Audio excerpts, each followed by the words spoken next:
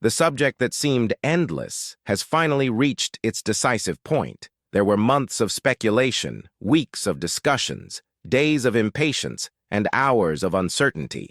But now, everything indicates that Jonathan Kuminga's saga with the Golden State Warriors is about to reach its conclusion.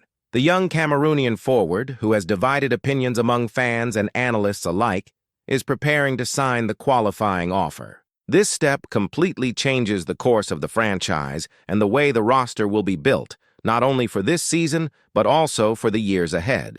The qualifying offer, worth $8 million for 1 year, carries no trade clause and gives Kuminga the opportunity to become an unrestricted free agent in 2026. It is a contract that, while ensuring his presence on the roster, also limits the front office's room for maneuver. For some, it is merely a transitional contract. For others, it is a strategic mistake that could cost the franchise dearly in the future. The great question hanging in the air is, could the Warriors' pride and inflexibility be destroying any chance of assembling a truly competitive roster? Sources close to the team, such as Monty Poole of NBC Sports Bay Area, claim this has been the most likely solution from the start. The deadline to make the deal official is October 1st, and time is running out quickly. Meanwhile, behind the scenes, veterans such as Al Horford are watching the indecision with a certain discomfort. Experienced players who had ongoing negotiations have been left waiting, seeking clarity on Kuminga's situation. For a team that has always valued organization and strategy, allowing a single piece to paralyze the entire offseason comes across as negligence, even amateurism. The Golden State front office, so accustomed to controlling narratives and planning every move, now appears to be at the mercy of the decision of a player still under development. Many believe that the patience of the veterans may run out. After all, how do you convince athletes who have already won titles and have established careers to wait indefinitely for a resolution that should have been settled weeks ago? It is as if the Warriors had set their own trap and now find themselves caught in it. Despite the tense scenario, Poole mentioned that a third path is still being considered. It would be an intermediate alternative between the 2-year, $45 million contract, which required Kuminga to waive his trade veto clause, and the qualifying offer. However, this option seems unlikely given the franchise's financial limitations. Comparisons have been drawn with the case of Cam Thomas of the Brooklyn Nets, who also faced a similar situation. The difference is that the Nets had more salary flexibility, something the Warriors simply do not have at the moment. This lack of margin restricts any bold moves. The most intriguing part is realizing that this whole impasse could have been avoided with small concessions. It would have been enough to add a few extra million this year or turn part of the 2026-27 contract into a player option, something that would give Kuminga more security and freedom. But the front office chose to stand firm. That pride may look like strength, but it can also be seen as stubbornness. And now, with the deadline approaching, the team risks compromising not only the current season, but also the foundation on which it planned to build the next 2 years. Meanwhile, the free agency market remains in a state of suspension. Players such as DeAnthony Melton and Gary Payton II are practically assured but have not yet signed officially. The same goes for Al Horford, whose future now depends on the resolution of this case. Another name that has emerged as a possibility is Seth Curry, who could join his brother and strengthen the rotation. However, the slow pace of negotiations creates uncertainty. For veteran athletes, every week counts, and each delayed decision represents a lack of respect for their career paths. If I were Al Horford, a player with 18 seasons, multiple All-Star appearances, and an NBA championship, I would feel at the very least disregarded seeing my free agency stalled because of the indecision surrounding a still inconsistent young player. The image of Golden State as an exemplary organization becomes tarnished, not due to technical errors on the court, but because of administrative failures off it. The season has barely begun, and there are already signs of turbulence. The impact also extends to the main roster. The lineup for 2025-26 is beginning to take shape. Steph Curry, Jimmy Butler, Draymond Green, Jonathan Kuminga, Brandon Podziemski, Moses Moody, Buddy Hield, Quinton Post, Al Horford, and DeAnthony Melton should be the main pieces. On the bench, Gary Payton II, Trace Jackson Davis, Guy Santos, and Will Richard would complete the rotation. If Seth Curry accepts the offer, he would enter as a final rotation reinforcement. At first glance, it seems like a solid roster, but a closer look reveals the gaps. The biggest of these lies precisely in Kuminga's role. By signing the qualifying offer, he secures veto power over trades. This means that even if the Warriors wanted to trade him, any interested team would face difficulties in absorbing the contract. Moreover, the franchise would lose bird rights over the player, which limits the possibility of offering him a bigger contract in the 2026 free agency. In short, Kuminga ceases to be a valuable trade asset, and Golden State loses the chance to improve the roster through deals. It is as if the franchise had locked its own doors. This lack of flexibility further limits the team's ability to adjust. Looking ahead to 2026, the outlook is bleak. No room to maneuver in free agency, no strong trade assets, and the obligation to deal with a player who insists on having a starring role without yet having shown consistency. It becomes inevitable to question whether the front office is, in practice, harming the legacy of Steph Curry, one of the greatest players in the history of basketball. And that is a mistake that will leave a mark. What stands out most in this scenario is the contradiction between the discourse and the practice of the Golden State Warriors. For years, the franchise has prided itself on being a reference in planning, in knowing how to balance veteran stars with promising young players, in building an environment in which every player understands his role. But just by looking closely, it becomes clear that this time, the plan has gone astray. Jonathan Kuminga, who should have been just a complimentary piece, has turned into the center of the entire offseason. And when a team allows that to happen, the hierarchy begins to weaken. Kuminga's insistence on seeing himself as a protagonist, even without having proven consistency on the court, creates a deep dilemma. During last season, on several occasions, the team actually played better without him. When he was out due to injury, the space was filled by players who knew how to fulfill specific functions and keep chemistry at a high level. With him on the court, the rhythm broke. Passes were ignored, systems were disrespected, and Steve Kerr's patience visibly wore thin. Even so, due to pressure from the front office and even from owner Joe Lacob, the expectation is that Kuminga will continue receiving minutes, even if his presence disrupts collective harmony. This is a delicate point. When a player refuses to accept being complimentary and artificially forces his space, the entire team suffers. Steve Kerr has already been clear in past interviews. Kuminga should run the floor, defend, rebound, and make life easier for the stars.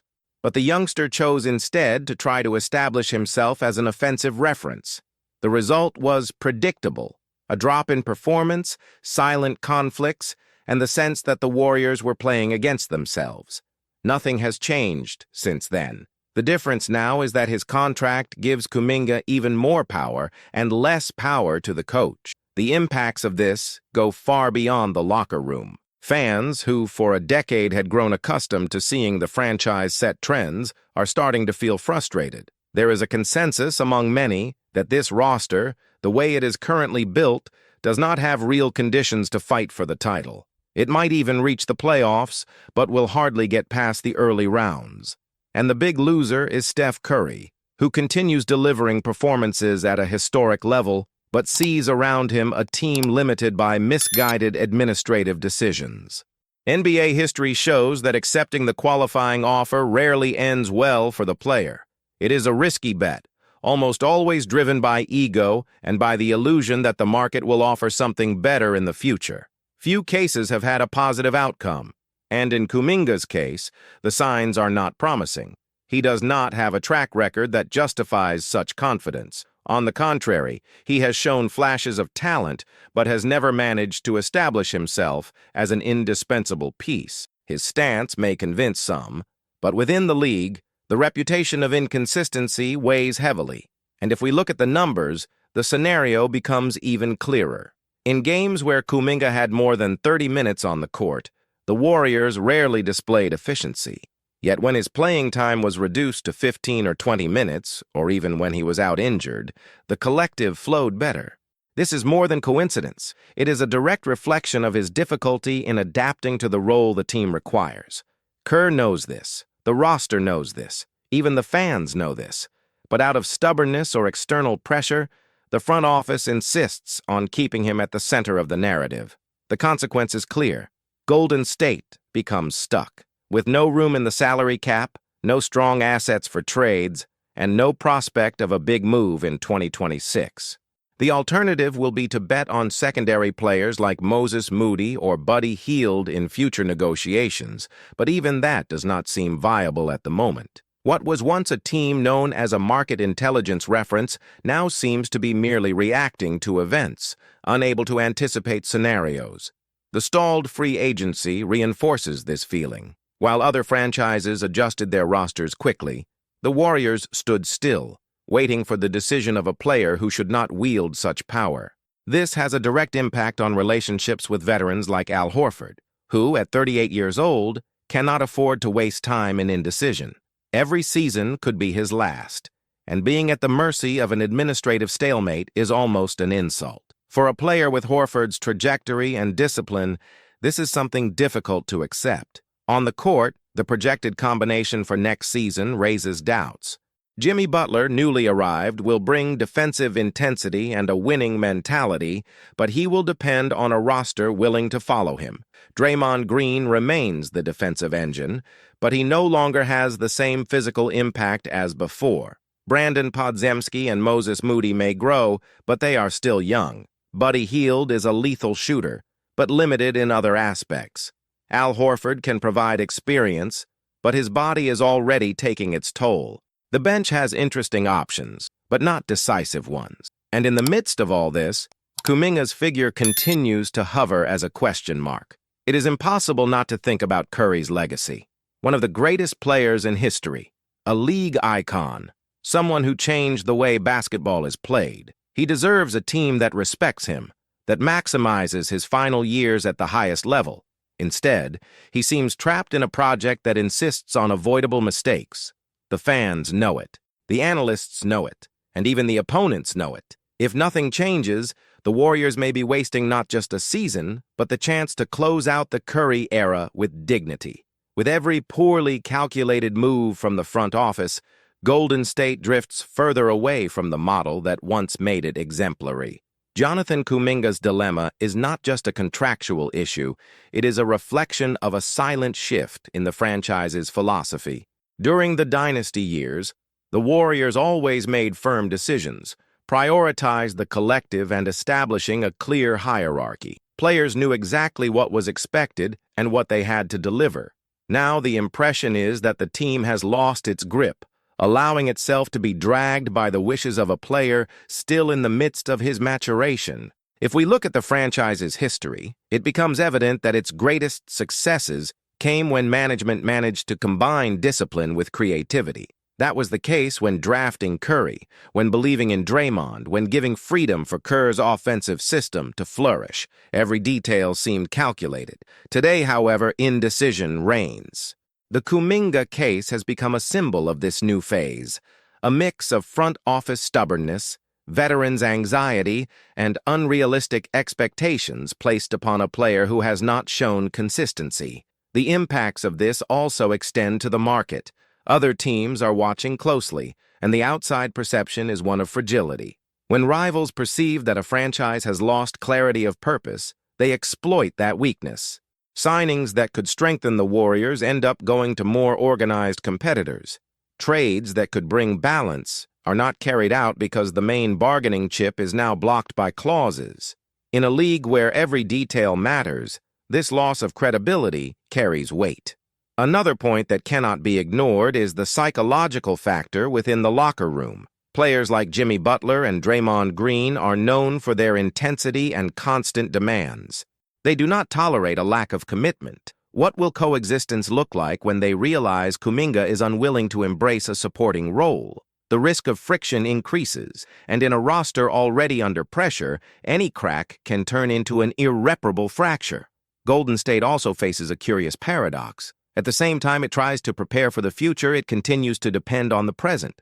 Curry is still the heart of the team, but he no longer has many peak physical years left. The decision to keep Kuminga at the center of discussions, rather than prioritizing immediate solutions to take advantage of the final years of excellence from their greatest star, feels like a waste. It is as if the franchise were betting in two different directions at the same time, and in the end, making no progress in either. It is within this context that the inevitable question arises. With this blocked roster, do the Warriors truly have the conditions to compete for the title?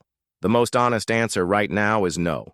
The team may show flashes, may win big games, may even thrill at times in the regular season. But the depth required to face teams like the Denver Nuggets, Boston Celtics, or even Milwaukee Bucks simply is not there. With each playoff round, the structural fragility will be exposed. And if that happens, what remains? An expensive roster, with no flexibility, with few valuable pieces for trades, and a Steph Curry ever closer to the end of his career. It is a scenario no fan would like to imagine, but one that becomes increasingly plausible. NBA history is full of examples of teams that failed to maximize their stars at the end of their careers because of poorly calculated decisions. The risk of the Warriors repeating that mistake is real. But it must also be said, there is still room to reverse this path. Small adjustments can change the course. Steve Kerr, for example, could decide to further reduce Kuminga's minutes and rely on players who fulfill clearer roles. The front office could pursue parallel trades, even minor ones, to reinforce weak areas. The patience of the veterans could be rewarded with a season of stability if the team can at least maintain discipline and chemistry. The question is whether there will be courage to make firm decisions, something that seems lacking since the start of this saga. Another aspect to watch is the 2026 market. Even if it seems distant today, the way Kuminga manages his season will have a direct impact on how other teams perceive him. If he shows progress, he could even open the door to a significant contract. If he repeats the same mistakes, he will be just another player who bet too high on himself and ended up getting hurt. For the Warriors, this means that patience could yield rewards, but it could also turn into dead weight. For now, everything comes down to expectation. Expectation from the front office, hoping they have not destroyed the team's harmony. Expectation from the veterans who want clarity and respect. Expectation from Kerr, who needs to balance discipline with political pressure. Expectation from the fans, who only want to see Curry finish his journey with dignity. And above all, expectation from Kuminga, who believes he is on the right path, even when the signs say otherwise.